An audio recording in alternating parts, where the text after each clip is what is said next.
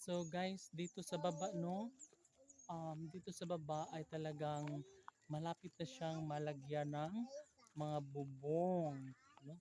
Tingnan niyo po oh. Oh, 'di ba?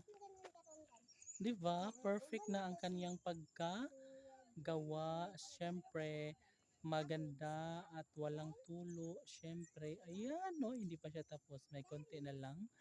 And naniniwala tayo guys na balang araw ay matatapos rin ito sa tamang panahon.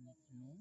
So, yes, of course, dito po talaga ay dapat na meron tayong tiyaga dahil darating ang tamang panahon na matatapos at matatapos na ito, di ba guys?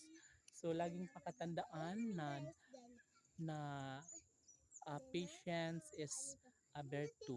A virtue. Na si virtue? Ha? Ata.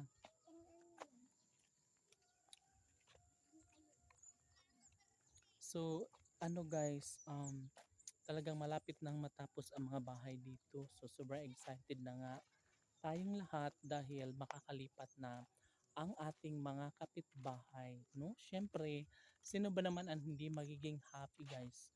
Lalong-lalo na kapag matapos na ito lahat, lalong-lalo na kapag lahat ng mga pamilya,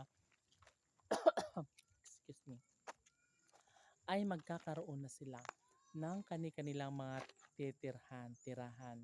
Siyempre, makating lalamunan ko. Sorry, bayag. And syempre guys, yes, matibay at maganda rin ang pagkagawa ng mga bahay. Kaya deserve ng ating mga kapitbahay na sila ay makalipat dito na magkaroon ng ganitong klaseng bahay, no? Ay, yung iba nga naming mga kapitbahay guys before, yung original na bahay nila is mga kubo lang. And then ngayon, yes, magkakaroon na sila ng mga konkretong bahay na talaga nga namang matibay at talagang pang matagalan, no? So, yes, napakaganda dito guys kasi lahat naman ng ang area dito is maganda yung pwesto niya and syempre talagang masasabi mong wow na wow talaga pararat chachararat bitaw princess ah, nag ah,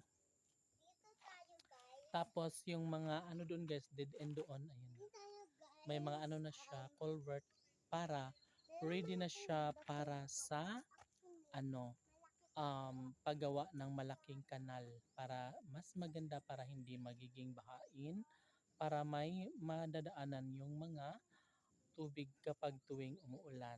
Perfect? Hmm.